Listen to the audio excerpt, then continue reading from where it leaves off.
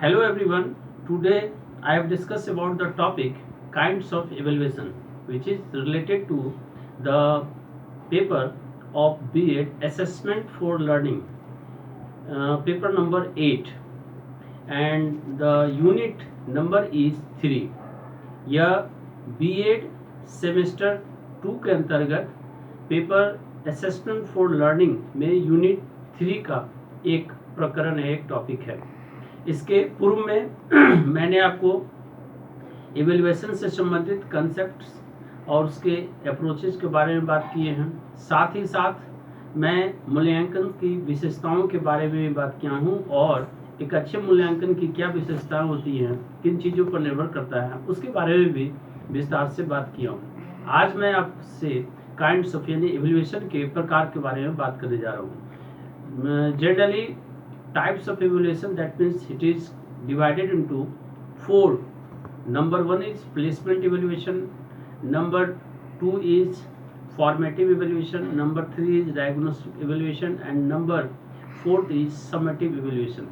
पहला नंबर जो है वह प्लेसमेंट यानी स्थानन मूल्यांकन, दूसरा औपचारिक जिसको संरचनात्मक या फॉर्मेटिव इवेल्युएशन कहते हैं, और थर्ड जो बात आती है वो डायग्नोस्टिक यानी नैदानिक मूल्यांकन कहलाता है, और फोर्थ में सबमेटिव इवेल्युएशन यानी योगात्मक मूल्यांकन की बात आती है।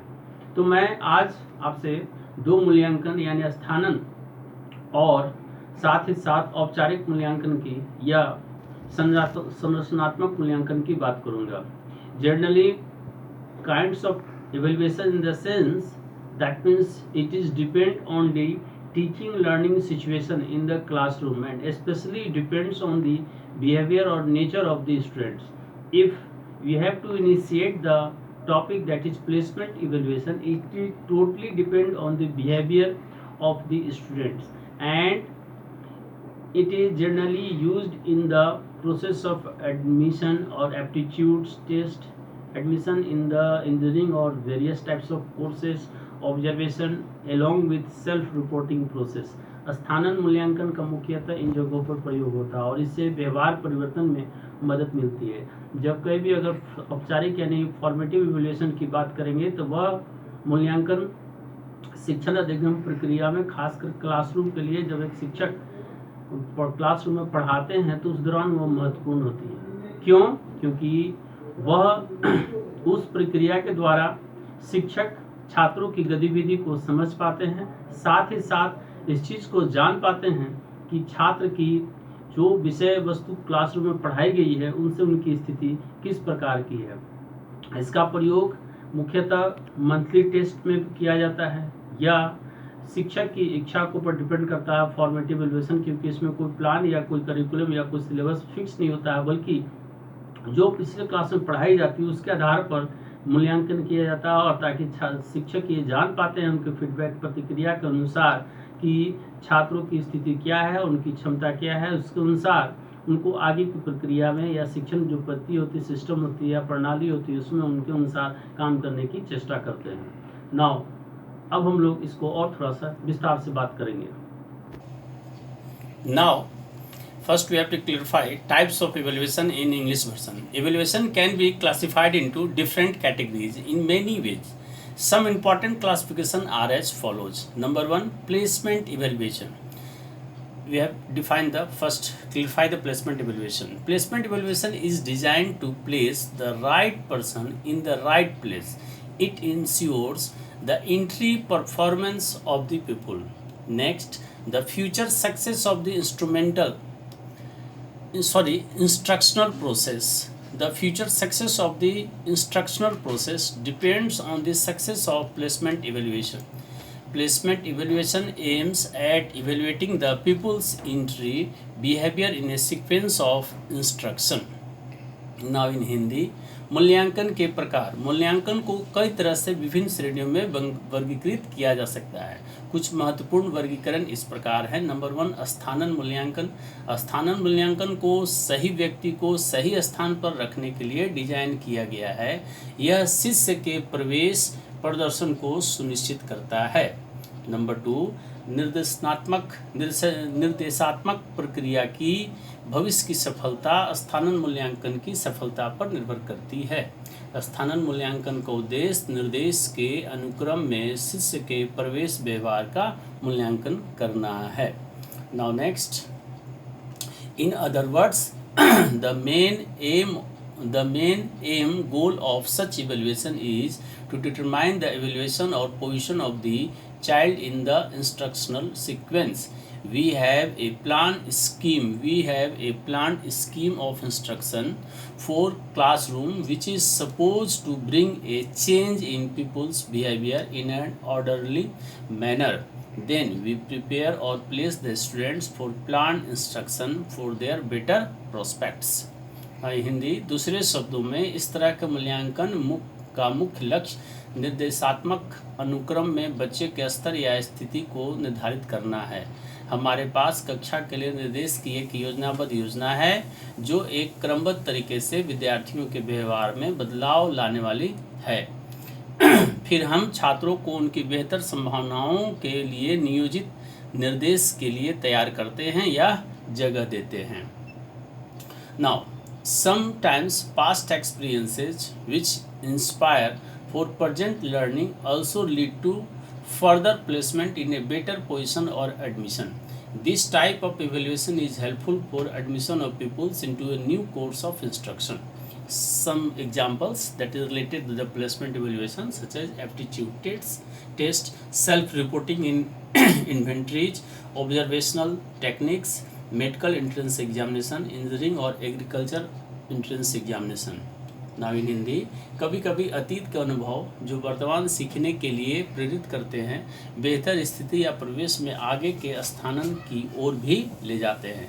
इस प्रकार का मूल्यांकन विद्यार्थियों को निर्देश के नए पाठ्यक्रम में प्रवेश के लिए सहायक होता है। उदाहरण के तौर पर जैसे कि व्यवहार की परीक्षा, जैसा कि शुरू में मैंने बताया था कि स्थानन जो मूल्यांकन है उसका सबसे जो बहुत बड़ा जो है या परफेक्ट जो एग्जाम्पल हम जिसको कह सकते हैं या रिलेवेंट एग्जाम्पल जो कह सकते हैं संबंधित, वह व्यवहार, शिष्य की व्यवहार जो है वह या पीपल का जो बिहेवियर होता है मोस्ट इम्पॉर्टेंट होता है क्योंकि इसके द्वारा जानकारी मिल पाती है और तभी उसका प्लेसमेंट सही तरीके से हो जाता है। यानी व्यवहार की परीक्षा, स्वयं रिपोर्टिंग के आविष्कार कि आप स्वयं आपका आधार किस प्रकार का है ताकि आप स्वयं को जान सकें। अवलोकन तकनीक, मेडिकल प्रवेश परीक्षा या इंजीनियरिंग या कृषि प्रवेश परीक्षा में इसका उपयोग होता है। इसको हम लोग प्लेसमेंट इवैल्यूएशन के अंतर्गत यानी स्थानन मूल्यांकन के अंतर्गत लाते हैं क्योंकि प्लेसमेंट इवैल्यूएशन के द्वारा ही छात्रों का स्थानन एक स्थान से दूसरा स्थान पर या कहिए कि जॉब की प्राप्ति होती है और ये एक अति महत्वपूर्ण प्लेस इवैल्यूएशन का पैटर्न है या तरीका है। Now next, formative evaluation. Formative evaluation is used to monitor the learning progress of students during the period of instruction. Its main objective is to provide continuous feedback to both teacher and student concerning learning successes and failures while instruction is in process. Feedback to students provide reinforcement of successful learning and identifies the specific learning errors that need correction.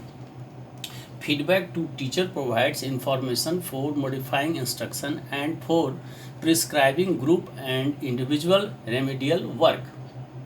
Now in Hindi, औपचारिक मूल्यांकन या इसी को संरचनात्मक मूल्यांकन भी कहते हैं। अनुदेशात्मक अवधि के दौरान यानी जब कभी हम इंस्ट्रक्शन दे रहे हों, छात्रों के सीखने की प्रगति की निगरानी के लिए औपचारिक मूल्यांकन का उपयोग किया जाता है कि जब कहीं भी आप क्लासरूम में पढ़ा रहे हों तो इस दौरान जो आप फॉर्मेटिव इवैल्यूएशन के द्वारा जान पाते हैं कि छात्र की स्थिति क्या है, स्ट्रेटेजी क्या है या कितनी चीज़ों को ध्यान दे रहा है या समझ रहा है। ये महत्वपूर्ण है चूँकि formative evaluation during the classroom situation. इसका मुख्य उद्देश्य शिक्षक और छात्र दोनों को सीखने की सफलता और असफलताओं से संबंधित निरंतर प्रतिक्रिया प्रदान करना है, जबकि निर्देश प्रक्रिया में है। छात्रों की प्रतिक्रिया सफल शिक्षण का सुदृढ़ प्रदान करती है और विशिष्ट शिक्षण त्रुटियों की पहचान करती है जिनमें सुधार की आवश्यकता होती है। इससे हम रेक्टिफाई करते हैं, आइडेंटिफाई कर और उसको सॉल्यूशन भी उसका निकाल पाते हैं ताकि उनकी त्रुटि को दूर किया जा सके। साथ ही साथ शिक्षण प्रक्रिया पर भी ध्यान देते हैं कि अगर इस शिक्षण प्रक्रिया से टीचिंग प्रोसेस से क्लासरूम में पढ़ा रहे हैं और अगर वो फ्रूटफुल फलदायी नहीं है तो फिर उसमें चेंजिंग लाते हैं, क्योंकि ये इंडिविजुअल डिफरेंसेस क्लासरूम में व्यक्तिगत विभिन्नता पाई जाती है और जरूरी नहीं है कि एक प्रकार से जो चीज़ें हम अपना रहे हैं, तकनीक अपना रहे हैं, वो सभी के लिए फलदायी हो। इसलिए फॉर्मेटिव एवल्यूएशन जो है वो फलदायी या उपयोगी हो सकता है। शिक्षक को प्रतिक्रिया निर्देश संशोधित करने और समूह और व्यक्तिगत उपचारात्मक कार्यक्रम निर्धारित करने के लिए जानकारी प्रदान करता है। इस पॉइंट को ध्यान दें कि शिक्षक को प्रतिक्रिया निर्देश जो भी फीडबैक मिलता है संशोधित करने, यानी स्टूडेंट की रिपोर्ट के अनुसार आप उसको चेंज कर सकते हैं, और समूह और व्यक्तिगत उपचारात्मक कार्य को यानी ग्रुप में या तो इंडिविजुअल आप उसका जो है वो उपचार कर सकते हैं, यानी उसके तरीकों को, उसके जो सीखने की चीज़ों है उसका निर्धारण करके फिर उसे आप उसी जानकारी दोबारा प्रदान कर सकते हैं, ताकि उसी में आप सोच सकें कि इसका प्रोग्रेस किस प्रकार से और उसके प्रगति का आप मापन कर सकते हैं। Now formative evaluation helps a teacher to ascertain the pupil progress from time to time. At the end of a topic or unit or segment or a chapter, the teacher can evaluate the learning outcomes, basing on which he can modify his methods, techniques and devices of teaching to provide better learning experiences. Formative evaluation helps the teacher to assess the relevance and appropriateness of the learning experiences provided and to assess instantly how far the goals are being fulfilled. Thus, it aims at improvement of instruction. Formative evaluation also provides feedback to pupils. ना हिंदी। औपचारिक मूल्यांकन एक शिक्षक को समय समय पर शिष्य प्रगति का पता लगाने में मदद करता है। किसी विषय या इकाई या खंड या एक अध्याय के अंत में शिक्षक सीखने के परिणामों का मूल्यांकन कर सकता है, जिस पर वह बेहतर शिक्षण अनुभव प्रदान करने के लिए शिक्षण के अपने तरीकों, तकनीकों और उपकरणों को संशोधित कर सकता है। औपचारिक मूल्यांकन शिक्षक को प्रदान किए गए सीखने के अनुभवों की प्रासंगिकता और उपयोगिता का आकलन करने और लक्ष्यों को पूरा किए जाने के बारे में तुरंत आकलन करने में मदद करता है। इस प्रकार इसका उद्देश्य निर्देश में सुधार करना है। औपचारिक मूल्यांकन भी विद्यार्थियों को प्रतिक्रिया प्रदान करता है। Now, the pupil knows his learning progress from time to time. Thus, formative evaluation motivates the pupils for better learning. Some examples: number 1, monthly test, class test, periodical assessment, teachers observation and so on. That is etc.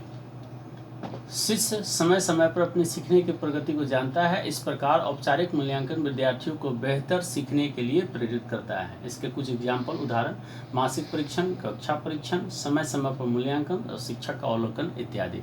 तो इस प्रकार से हम जो है वह दो जो आपके स्थानन मूल्यांकन जिसको प्लेसमेंट इवैल्यूएशन कहते हैं, और साथ ही साथ संरचनात्मक या औपचारिक या इसको हम कह सकते हैं कि फॉर्मेटिव इवैल्यूएशन के बारे में विस्तार से बताएं। Now, on the basis of above discussion and description, it indicates that placement evaluation and formative evaluation both play a significant role for the development of the pupil and the learners. हम दोनों evaluation यानी मूल्यांकन के जो description हुआ यानी विवरण हुआ और उसके जो चर्चा की है, इससे ये चीज़ें स्पष्ट होती हैं कि एक व्यक्ति के लिए या सीखने वाले के लिए या छात्र के लिए ये दोनों मूल्यांकन महत्वपूर्ण है, और इस मूल्यांकन के द्वारा ही आप अपनी क्षमता, योग्यता और साथ ही साथ जो नामांकन की प्रक्रिया होती है उनको जान पाते हैं। साथ ही साथ शिक्षक क्लासरूम में जो कभी भी पढ़ाते हैं तो पढ़ाने की जो शैली होती है उनके छात्रों के फीडबैक के अनुसार जान पाते हैं, समझ पाते हैं कि ये शैली किस प्रकार की और छात्रों को समझ में आया कि नहीं। और औपचारिक मूल्यांकन इसका एक सबसे अच्छा तरीका है कि क्लास टेस्ट या मंथली टेस्ट या ऑब्जर्वेशन अवलोकन तकनीक के द्वारा हम जान पाते हैं और समझ पाते हैं कि हमारे द्वारा बताई गई चीज़ें जो है वो कितनी सार्थक हैं और छात्रों के लिए वो कितनी उपयोगी है या फलदायी है। तो हम अब इस आधार पर ये विचार कर रहे हैं, सोच रहे हैं कि आप जो है वो निश्चित ही इन जो है वो वीडियो को देखेंगे और इसे पसंद करेंगे, शेयर करेंगे और इसके डिटेल नोट्स तैयार करेंगे और आवश्यकता के हिसाब से जो प्रश्न होगा वो प्रश्नों को भी पूछेंगे। अगले क्लास में इसके 2 और जो मूल्यांकन के तरीके हैं उसके बारे में आपसे बात करूंगा। धन्यवाद।